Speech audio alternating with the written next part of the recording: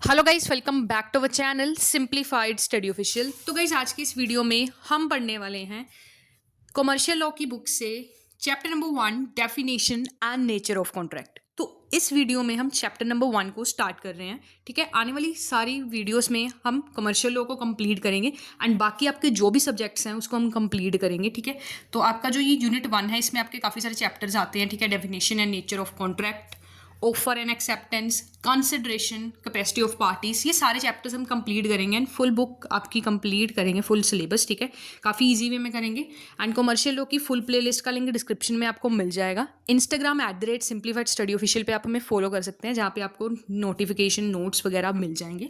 ठीक है, तो इस वीडियो में हम ये चैप्टर स्टार्ट करेंगे जिसमें हम देखेंगे कॉन्ट्रैक्ट क्या होता है। ठीक है, कॉन्ट्रैक्ट क्या होता है, वैलिड कॉन्ट्रैक्ट क्या होता है, इनवैलिड कॉन्ट्रैक्ट क्या होता है, ये सारी चीज़ें देखेंगे, कॉन्ट्रैक्ट का नेचर देखेंगे। तो स्टार्ट करते हैं। सबसे पहले हम ये देखेंगे लॉ क्या होता है। ठीक है, कानून क्या होता है। तो लॉ बेसिकली उसका क्या मतलब है, लॉ में कुछ रूल्स प्रिंसिपल्स आते हैं जो आपको फॉलो करने पड़ते हैं। अब ये हर कंट्री के लिए अलग हो सकते हैं। ठीक है, हर पर्सन के लिए अलग हो सकते हैं। ठीक है, अगर एक पर्सन यूएसए में रह रहा है तो यूएसए का लॉ अलग होगा, इंडिया का अलग होगा। ठीक है, इंग्लैंड का अलग होगा, कनाडा का अलग होगा। तो अलग अलग रूल्स एंड रेगुलेशंस जो हमें फॉलो करने पड़ते हैं, क्योंकि एक मैन है, सोशल एनिमल है, उसे सोसाइटी में रहना है। सोसाइटी में रहने के लिए हमें किस तरीके से बिहेव करना है, कौन सी चीज़ें करनी है, कौन सी चीज़ें नहीं करनी है, ये हमें क्या बताता है, लॉ बताता है। ठीक है, तो ऑस्टिन ने डिफाइन किया है लॉ को, a rule of conduct imposed and enforced by sovereign. ठीक है, तो इसमें से कोई एक डेफिनेशन कर लेना। मतलब ये वो प्रिंसिपल्स होते हैं जो ऑल ओवर द कंट्री में अप्लाई होते हैं, जो आपको फॉलो करने पड़ते हैं। किसी भी अगर आप बिजनेस को कंडक्ट कर रहे हो उस वो भी लॉ के अंदर आपको करना पड़ेगा।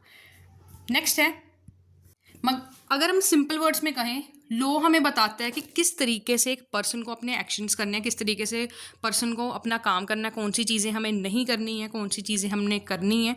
ठीक है, ये सारी चीज़ें हमें कौन बताता है, लॉ बताता है।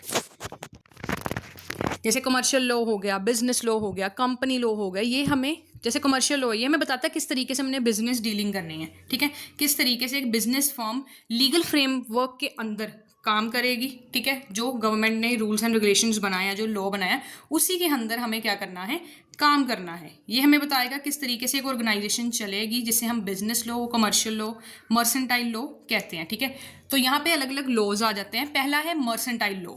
मर्सेंटाइल लॉ ये ब्रांच है लॉ की जिसमें हम बिजनेस को कंडक्ट करते हैं। हर बिजनेस एक्टिविटीज बेसिकली 2 क्लासेस में डिवाइडेड होती हैं। पहला है कमर्शियल, दूसरा है इंडस्ट्रियल। मर्सेंटाइल लॉ को बिजनेस लॉ भी कहते हैं। बिजनेस लॉ में आगे 2 ब्रांचेज हैं, जिसमें आपका कमर्शियल लॉ और इंडस्ट्रियल लॉ आता है। नेक्स्ट है बिजनेस और मर्सेंटाइल लॉ में आपके contract, sale of contract, negotiable instrument, partnership, companies, insurance, carriage of goods, insolvency, customer protection, ये सारी चीज़ें इसमें आती हैं।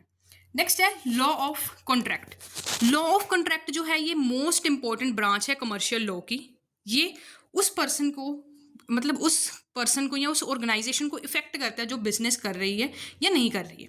ठीक है, इसमें सिर्फ मर्चेंट और ट्रेडर नहीं आते, बल्कि वो सारे पर्सन्स आते हैं जो एक ऑर्गेनाइज सोसाइटी में रह रहे हैं या फिर किसी भी कॉन्ट्रैक्ट में वो एंटर हो रहे हैं या किसी भी कॉन्ट्रैक्ट को वो कर रहे हैं। ठीक है, अब जब हम कॉन्ट्रैक्ट करते हैं या लॉ ऑफ कॉन्ट्रैक्ट के अंदर एक कॉन्ट्रैक्ट कब वैलिड होता है या लॉ के अंदर कॉन्ट्रैक्ट कब वैलिड माना जाता है, उसमें हमारे 3 क्वेश्चंस आते हैं। पहला है, is there is an agreement, क्या वहाँ पे एग्रीमेंट हुआ है या नहीं हुआ है, और क्या दोनों पार्टीज उस एग्रीमेंट के लिए लॉ के अंदर सहमत है या नहीं है। दूसरा है, क्या वो इन्फोर्सेबल है या नहीं है। ठीक है, अब जो ऑब्जेक्ट है लॉ ऑफ कॉन्ट्रैक्ट का, वो ये इंश्योर करता है कि हमें ये देखना है कि क्या राइट्स या क्या ऑब्लिगेशन है उस पर्टिकुलरली कॉन्ट्रैक्ट की, कौन कौन सी पार्टीज हैं, कौन कौन सी उन पार्टीज की ड्यूटीज हैं, ये देखते हैं। ठीक है, नेक्स्ट है nature of law of contract.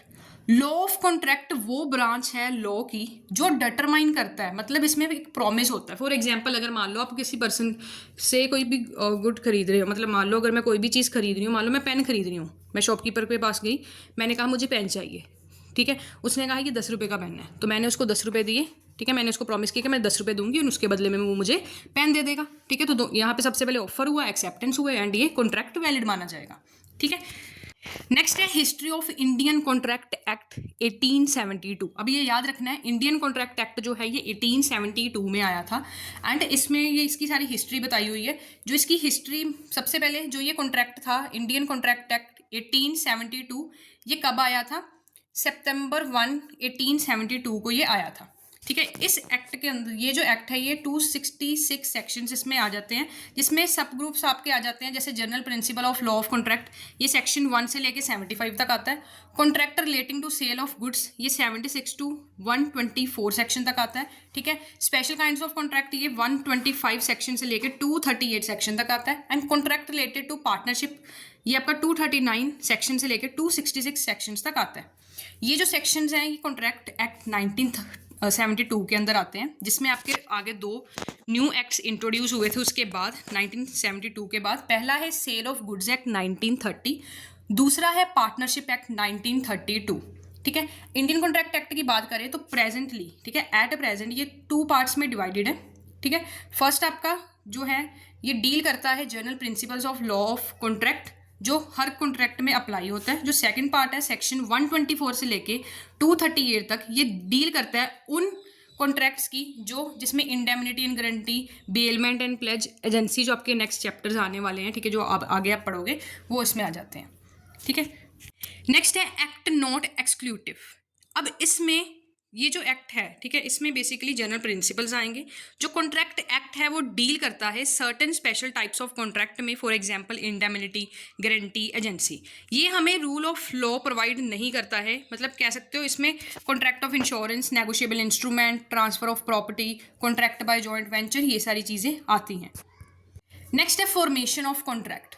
अब contract means an agreement enforceable by law. एक कॉन्ट्रैक्ट का क्या मतलब है कि एक ऐसा एग्रीमेंट हुआ था जो लॉ की नज़र के अंदर एकदम सही है, वैलिड है, उसको हम कहेंगे कॉन्ट्रैक्ट। ठीक है, अब एग्रीमेंट जो होता है ना उसके अंदर रेसिप्रोकल प्रोमिसेस होते हैं। फॉर एग्जांपल अगर मैं वही एग्जांपल लेके चलते हैं कि अगर मैं शॉपकीपर के पास गई, मैंने कहा मुझे पेन चाहिए, ठीक है, उस पर्सन ने कहा कि 10 रुपीज़ का पेन है, ठीक है, मैंने उसको 10 रुपये दिए एंड उसने मुझे पेन दे दिया।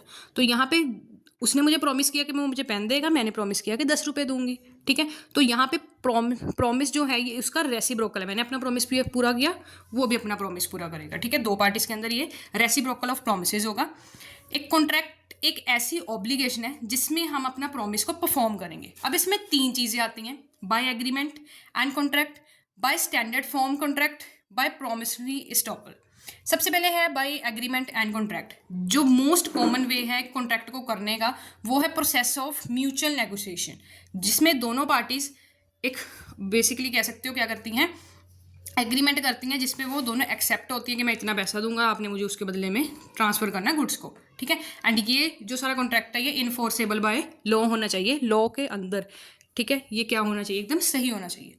नेक्स्ट है bye standard form contract. Sometimes जो सर्टन पर्सन होते हैं या कोई इंस्टीट्यूशन हो गया, कोई इस्टेब्लिशमेंट होगी, जैसे रेलवे, इंश्योरेंस कंपनी, बैंक हो गया, ये कई बार एंटर होते हैं किसी कॉन्ट्रैक्ट में with thousands of persons.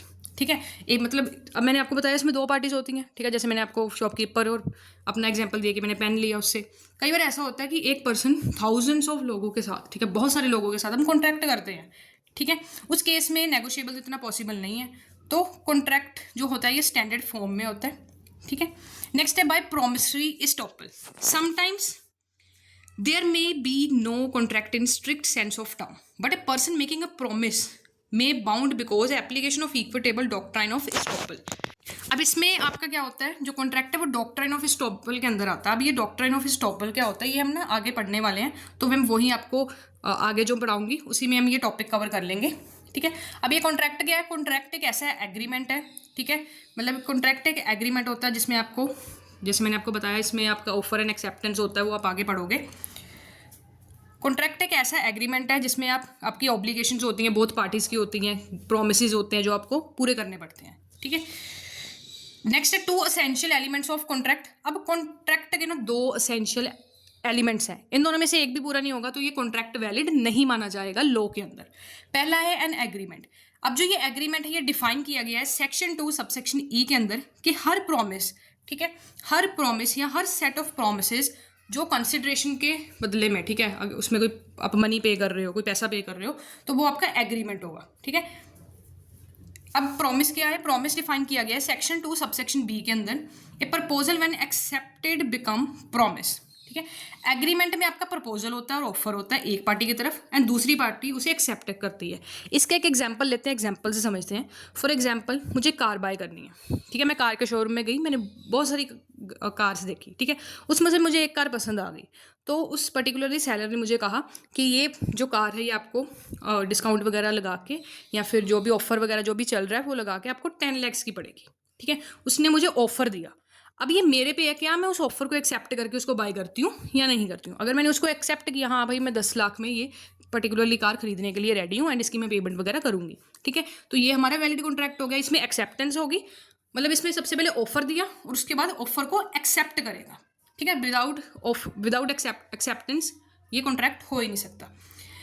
Agreement का क्या मतलब है, ऑफर एंड एक्सेप्टेंस दोनों होने चाहिए। ऐसा नहीं है मैं किसी दुकान पे गई, उसने कहा 10 लाख की गाड़ी है, मैंने कहा चलो ठीक है मुझे नहीं लेनी और मैं वहाँ से निकल गई, तो ये एग्रीमेंट नहीं होगा। ऑफर भी होगा और एक्सेप्टेंस भी होगी, तब वो एग्रीमेंट माना जाएगा। नेक्स्ट है इनफोर्सेबल बाय लॉ। एग्रीमेंट जो है ये कॉन्ट्रैक्ट तब बनता है जब इसमें लीगल ऑब्लिगेशन राइज होती है। कॉमन एक्सेप्टेंस फॉर्म है, कम्युनिकेशन हो सकता है, ठीक है, मैं कम्युनिकेट करके मैंने बता दिया ये ऑफर है, ये एक्सेप्टेंस है, ये रिटर्न में हो सकता है।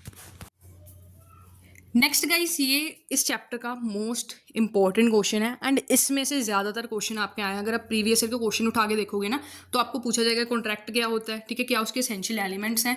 ये मोस्ट इंपॉर्टेंट क्वेश्चन है जिसमें आपके एलिमेंट्स आ जाते हैं, 10 एलिमेंट्स हैं इसमें, एंड इसका आपका क्वेश्चन आ जाता है 15 मार्क्स का, लॉन्ग क्वेश्चन आ जाता है। तो काफ़ी ज़्यादा इंपॉर्टेंट टॉपिक है।